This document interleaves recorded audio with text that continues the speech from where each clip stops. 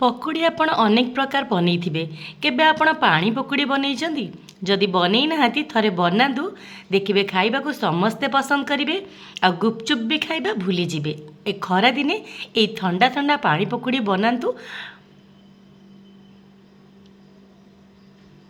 पानी पकुड़ी बनैबा पई आमको गोटे ग्रीन चटनी दरकार। ए ग्रीन चटनी बनैबा पई मु नहीं गोटे मुठा पुदीना पत्र को भल भाव धोईकी नहीं, गोटे मुठा धनिया पत्र, गोटे लंका, गोटे इंचर अदा, 8 ରୁ 9 कला रसुण। एबे आपको आम गोटे भल पेस्ट करदेबा। जदि आप राग बेसी खाऊे कंचा लंका अधिक आड करें। ये मु ग्रीन चटनी बनईकी नहीं तेंतुली रस 2 चमच नहीं, भजा जीरा गुंड, चाट मसला, कला लुण सब हाफ चमच नहीं। ये मु फ्रीज पानी गोटे ग्लास नहीं जाइए। ये मिसेबा तेंतुली रस, ग्रीन चटनी जोटा आम ए बाटिले, कला लुण, भजा जीरा गुंड, चाट पाउडर आपको भल भाव में गोले देवे। आपण चाहिए ये टेस्ट करके लुण राग कम बेसी करें। ये लंका गुंड भी आप आड करें। यहाँ थरे खाइले आपण गुपचुप खाइबा छाड़ीदेवे। ये आमर पानी प्रस्तुत हो जाइए। एबे चलतु आमे पकुड़ी बनैबा।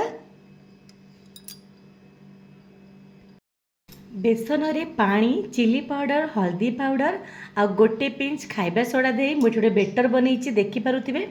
यहाँ को बेसी पानिया कि बेसी बहुलिया करें। एबे चलतु आपको आमे पकुड़ी छाणी नेबा।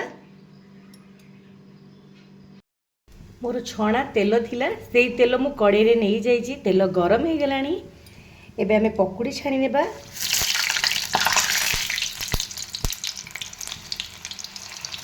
पकुड़ी आमे मीडियम छाड़ीमा कारण जिते पानी रे पड़िबो फुलिकी डबल हो जिवो।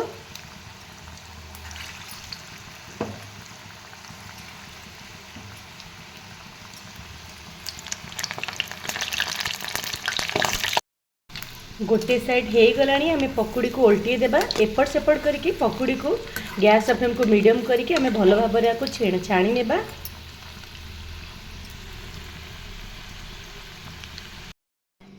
ये पकुड़ी को मु सब छाणी नहीं।